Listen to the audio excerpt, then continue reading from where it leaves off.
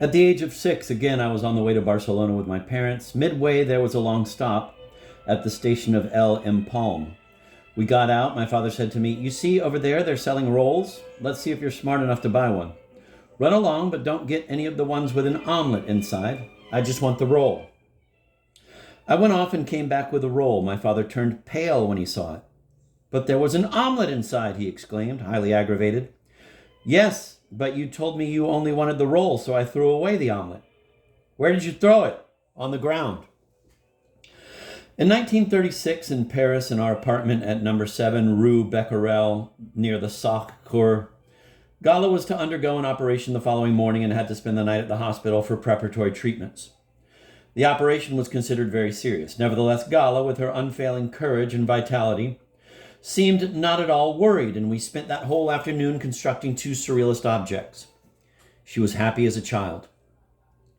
With graceful arched movements reminiscent of Carpaccio's figures, she was assembling an astounding collection of items which she subjected to the little cataclysms of certain mechanical actions.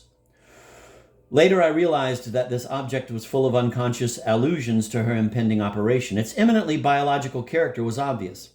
Membranes ready to be torn by the rhythmic movement of metal antennae, delicate as surgical instruments, a bowl full of flour serving as a shock absorber for a pair of woman's breasts, so placed as to bump against it.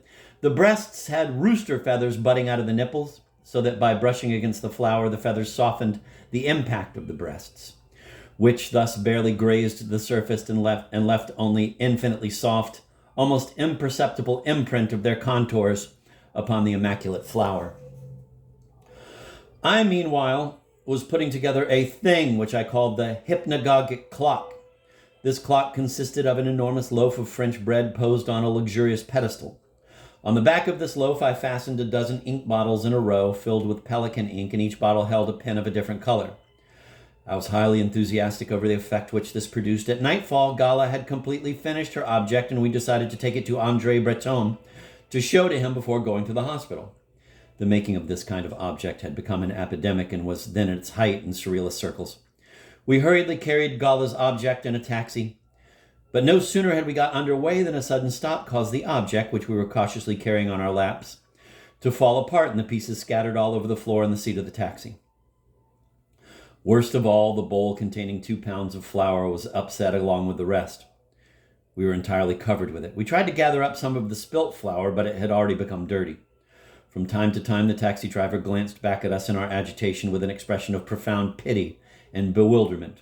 We stopped at a grocery store to buy another 2 pounds of fresh flour.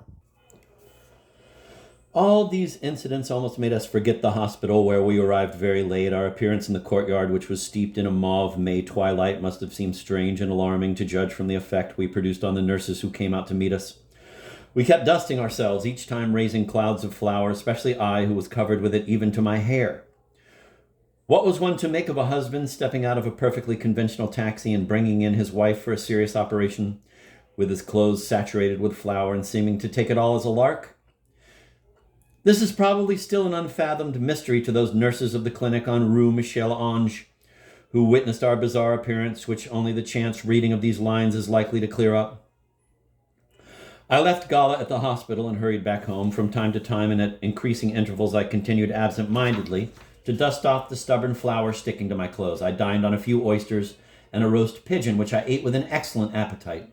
After 3 coffees, I went back to work on the object I had begun in the afternoon. As a matter of fact, I had cherished this moment the whole time I was gone, and the interruption of taking Gala to the hospital had only heightened the anticipation and increased its delight.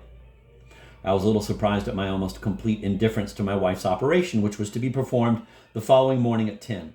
But I found myself unable, even with a little effort, to bring myself to feel the slightest anxiety or emotion. This complete indifference toward the being whom I believed I adored presented to my intelligence a very interesting philosophical and moral problem, to which, however, I found it impossible to give my attention immediately.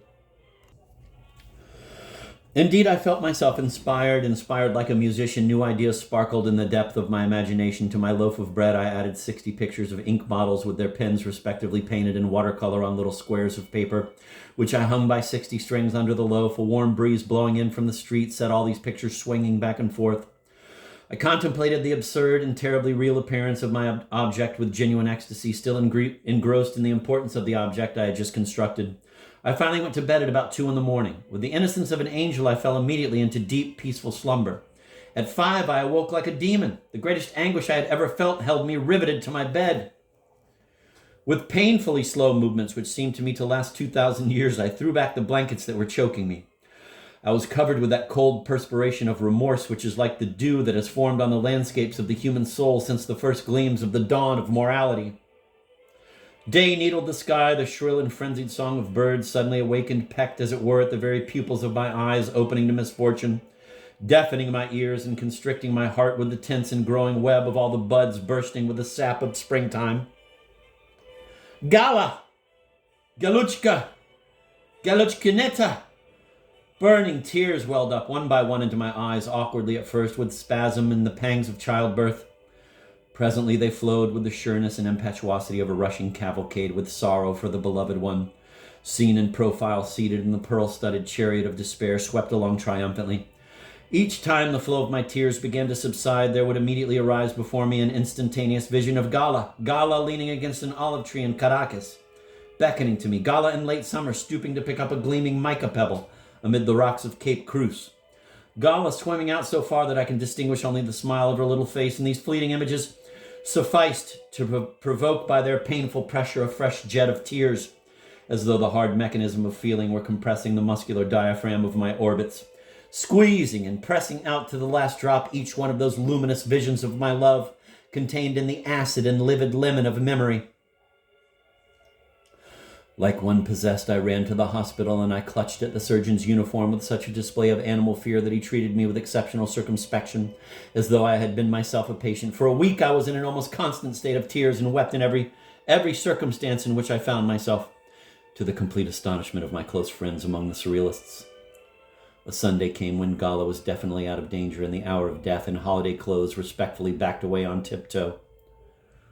Galuchka was smiling, and at last I held her hand pressed against my cheek, and with tenderness I thought, after all this, I could kill you.